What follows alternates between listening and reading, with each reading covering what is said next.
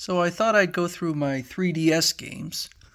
They are not as valuable as the DS games, but they are moving up.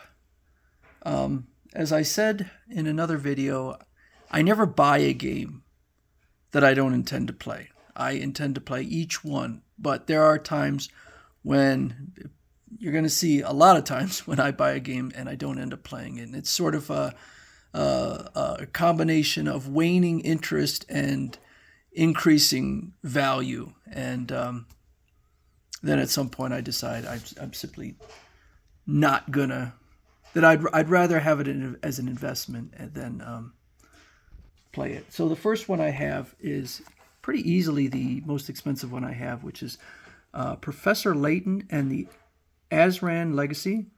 And it is still shrink wrapped, sealed, unplayed. And it says also plays on the DS. So that one is number what? 1, 2, 3, 4, 5, 6, 7, 8. The 8th highest priced game on the 3DS. And this site allows you to exclude variants and hardware. So I filtered it, or I sorted it based on value for new in price. And new in price and complete in box don't always correlate. Sometimes a game can be quite cheap when it's complete in box, but very expensive in new price. And so if I reordered it by complete in box, it could be a very different order. Not completely. You're not going to see like a super cheap new price with a high complete in box. But the second one I have is Etrian Odyssey Nexus, and this is the launch edition. So you can see it's much larger than, and it is still shrink wrapped. I never played it.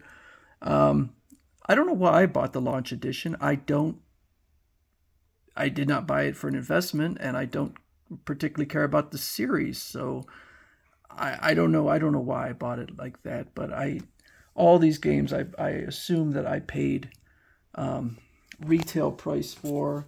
That one is now $102.35 based on pricecharting.com. The next one I have is Etrian Odyssey Beyond the Myth. And this one is not shrink wrapped, but it is unplayed. This one did not come shrink wrapped. So that is why it's not, yeah. And it comes in a cardboard box. So, but I believe there is a plastic one inside. That might be shrink wrapped in there. I'm not sure. This one I did play. Oh, by the way, the Etrian Odyssey Beyond the Myth is $82.49 currently. Dragon Quest VIII, Journey of the Cursed King. So they made a lot of Dragon Quest games for the DS and 3DS. Playable in 2D. Some areas also playable in 3D. So there are parts of it that are in 3D. So this one I played, Journey of the Cursed King, is $82.49. And I don't know what the price would be if I had not opened it. Let's see. I'll tell you one thing, is the Pokemon games, the value of them, okay, the Cursed King, it would have been $111, so not actually that much more. But the Pokemon games, the price difference between, here's the back of the box, the price difference between opened and unopened is huge. Okay, next one is yet another Etrian Odyssey. This is Etrian Odyssey 4, Legend of the Titan. Titans. This one is, or Titan. This one is $80.12. So it about doubled in value. Still shrink wrapped. Never played it. I played one Etrian Odyssey game. I got stuck and got bored of it. So, but it must be a popular series because there's a ton of them. The next one is Zero Time Dilemma, which is either the second or third in the series. Virtua's Last Reward is another one in that series. It's $71.28. still shrink wrapped. Although this one is actually kind of interesting. I played the first one, which is like 10 doors or 9 doors, 9 hours, 9 something. So it was all part of a series. Another Etrian Odyssey. This is Etrian Odyssey 2, Untold, the Fafnir Knight. This one is, let's see, $69.99, almost $70. So these seem to be going up.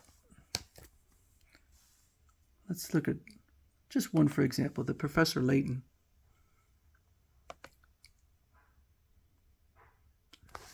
So you could see how it came out in 2014 and it just not much. Let's go actually to new. And then, geez, look at this right here. Okay, this is interesting. I'm going to speculate that what happened here is one sold. So, or a few, because look at that. It spiked up to almost $400 new and then dropped back down. So I don't know what caused it to jump like that. But it's selling $176. It's selling 1 per week. For complete in box, 3 per week. So obviously there's more complete in box. And graded, one sale per year. I think the grading is silly. Just my opinion. That means you're putting it in a sleeve or a plastic case, never to be played. So this is Radiant Historia Perfect Chronology. This one is opened. This one is $68.89.